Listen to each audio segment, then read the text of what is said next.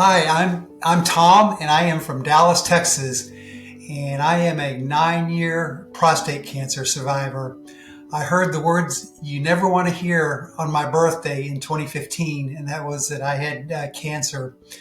And I have to say, I was pretty devastated by the news. And I was one that always prided himself as being super fit and healthy, and so I was really caught off guard by this. And I had so many experienced so many emotions that day. Besides the anger and fear, I felt like almost that I was a fraud because so many people have viewed me as being really fit and healthy and the epitome of that, if you will. But also compounding my angst was the fact I had just witnessed my best friend lose his life to prostate cancer the year before, and it was a 4-year battle that he and his family went through, and it was absolutely gut wrenching to watch that. And at that moment in time, when I was diagnosed, I did not want to go through what he and his family went through. So I had a lot of stuff going rattling around in my mind, and I really had to change really my mindset on how I was going to attack this. And but I'm here now. Typically, in the early stages of prostate cancer, there are no symptoms, and that's why it's so important to get checked regularly. But I refer to prostate cancer as the silent killer because typically there are no symptoms in the early stages. And I also refer to it as a silent killer because men don't talk about it. It's something, it's below the belt and very personal. And I was there, and men just don't want to talk about it. So I really refer to it as a double silent killer. So early on, there were no symptoms, but I was very diligent in getting my PSA checked annually, and and it was stable for many years. And but then it started creeping up, and that's was the sign that there could be an issue. The PSA is not an absolute, but it is an indication that something might be wrong, and it's time to take really the next step in the process of possibly an MRI or a biopsy. And I had the biopsy, and that's when it was discovered that I did have prostate cancer. I was had my annual physical, included the PSA test, and like I said, it had been stable for a number of years, and then it was elevated on my annual test in I guess that would have been in 2014. And the doctor said, don't, it's nothing to be alarmed about, but we do need to check it in about 6 months to see if it has gone up. Something could have possibly been causing that PSA to spike a little bit. I could have had an infection in my body or whatever. One of the things I like to do that elevates the PSA is riding a bike. But anyway, I went back in 6 months, and it was elevated more. And so he said, "Okay, let's keep monitoring this and come back in 3 months." And in 3 months, I went back, and my the PSA was elevated even more. And so that's when the doctor said, "Well, we need to do a biopsy," and that's when it was discovered. And from there, I went through all the looking at all what my options were and all, but as the best I could, because I was almost in denial, if you will, that this was really happening to me. When the doctor gave me the diagnosis, which was face to face, the biopsy had turned up it turned up positive. I literally went into a fog and almost shutdown mode, and a lot of what he said at that point, I wasn't really hearing because I just could not fathom what I was being told. And of course, that's one of the many lessons learned I had in my journey, and I can talk about that later. But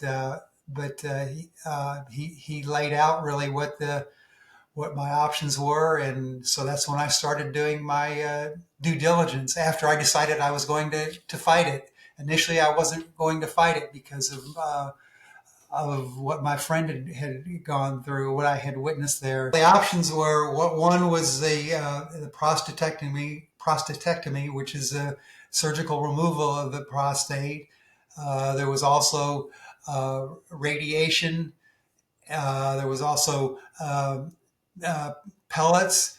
And so I interviewed specialists in the different areas, whether it be a surgeon or a radiologist, and got their thoughts on things. But the problem with that, and this is where you have to really be your own best advocate, is they all had kind of what, their biases about what they thought the best treatment was going to be. So at the time, I did not have a team around me, but I did do my due diligence and ended up deciding on having the prostatectomy because I wanted to just get the cancer out. I didn't want to take the risk of it potentially spreading. And so I opted to go with the surgery. After my diagnosis, I was a typical guy to what we were talking about earlier. I kept it inside, and I really took my journey alone, which was a huge mistake when I looking back. But I did not tell anybody other than immediate family and a couple of close friends. So I was out there, kind of alone, if you will. But on surgery day, though, my wife was there along with a couple of the friends that I did confide with. So that really helped.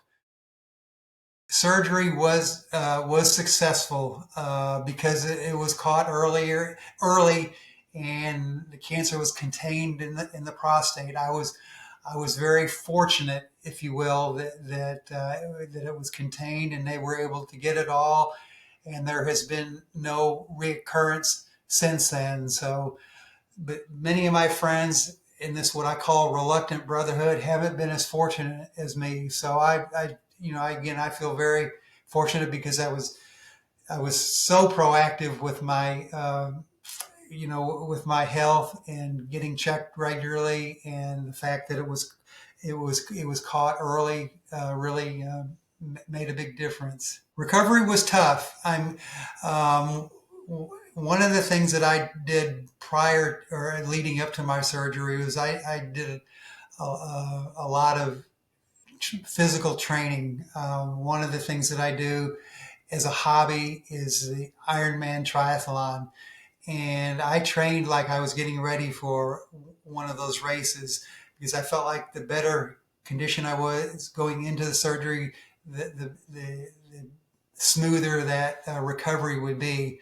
But with that said, it was still a rough recovery, even for me, who was in peak physical shape, and it was tough. I mean, I was getting around on a walker to start with, and of course, I had was wearing a couple of catheters, and so it was tough. I mean, it felt like I had been hit by a big truck. I mean, it was tough, but I persevered, and I kept to the programs, trying to,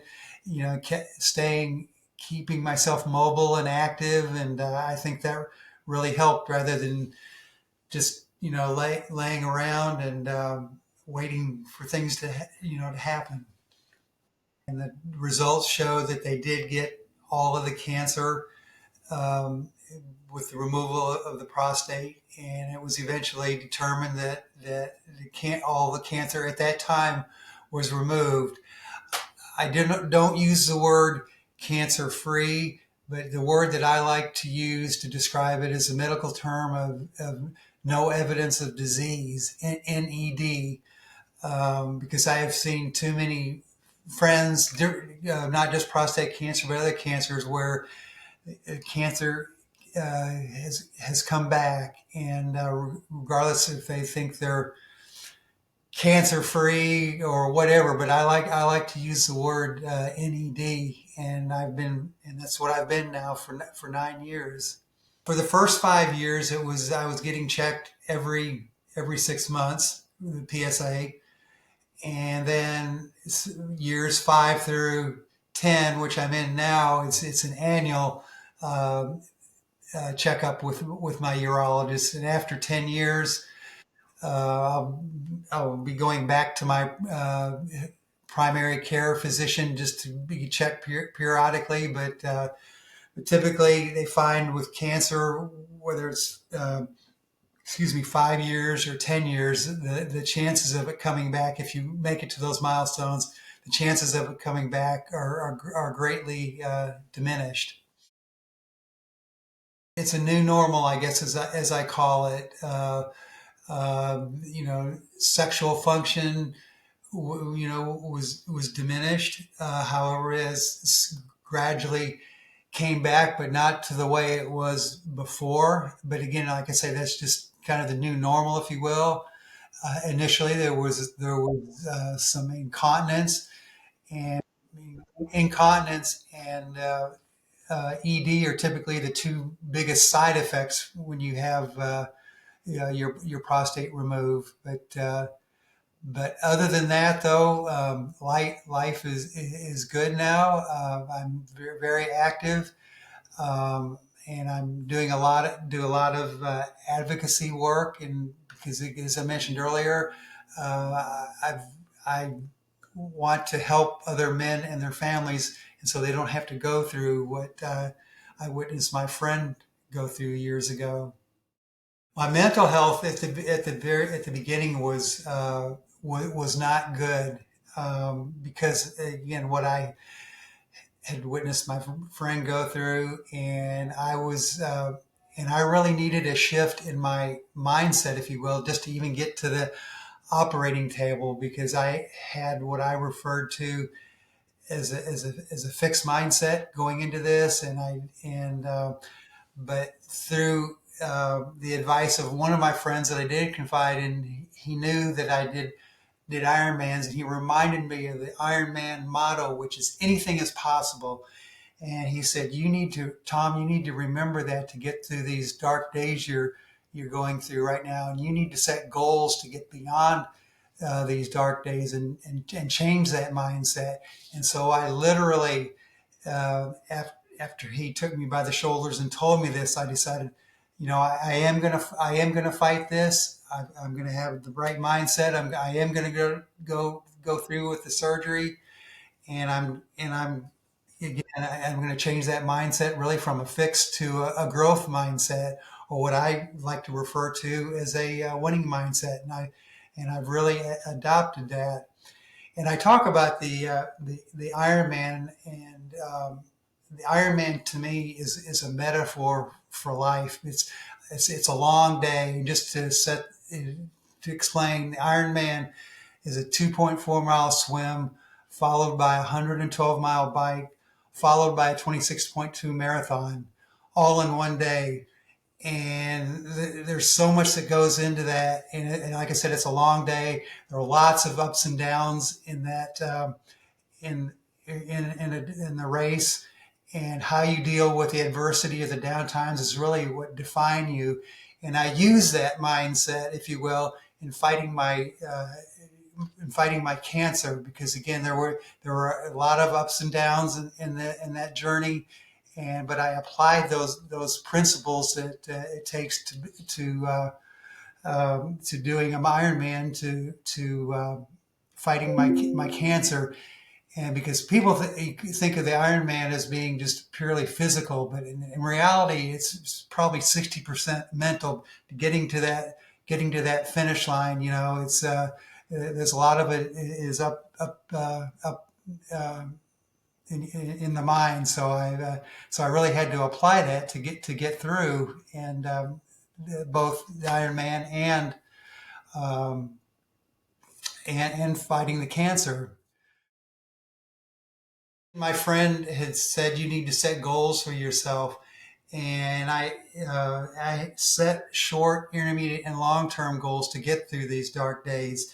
And my long-term goals were to be around to walk my daughter down the aisle, which I was. And then number two, I wanted to do another Ironman, and I was able to accomplish that. And I always tell, people think that, crossing the finish line is a victory in itself. But for me, the victory that day was just getting to the start line because of what I had been through uh, to, uh, to get there. Well, after I completed those goals I just mentioned, still wanted to be involved and really and make a difference in the world. And that's when I just decided I wanted to start.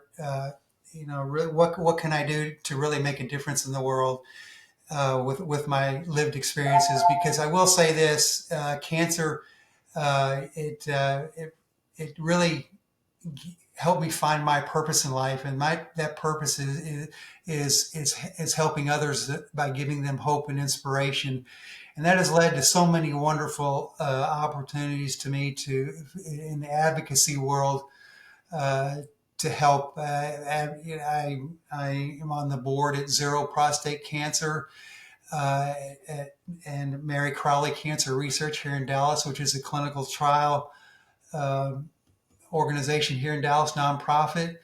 Um, I served as a consumer reviewer on the Department of Defense's congressionally directed medical research programs, where they really valued the patient perspective on when they're looking at different treatment options, specifically in prostate cancer.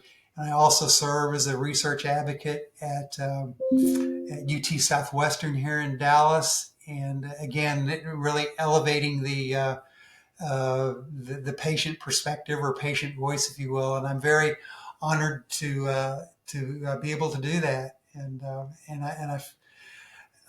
a quote that I've really embraced is by Jackie Robinson, and he said, "A life is not important except in the impact it has on other lives." And I've really taken that to heart and have embraced that. And while I am still here, that's what my mission, my purpose in life is, and how I'm helping others. You've got to talk about it. Because a cancer diagnosis is very overwhelming and isolating. And I was there, and it was a huge mistake, but a huge lesson learned on my part, and something that I try to impart on other men. You've got to have a tribe around you, if you will, whether it's a support group or whatever. Because I took my journey alone, and that was a huge mistake. And but that would be a recommendation I would have. And there's so many great resources out there too now, and but you got to talk about it. One of the things I've learned, that when you conquer your fears, you find strength that you didn't know you had, and you're capable of doing incredible things. And also life presents us with a lot of challenges, and how we choose to deal with them is what define us. And we all need goals to get through those short-term obstacles, whether it's prostate cancer or any health challenge we might have in our lives.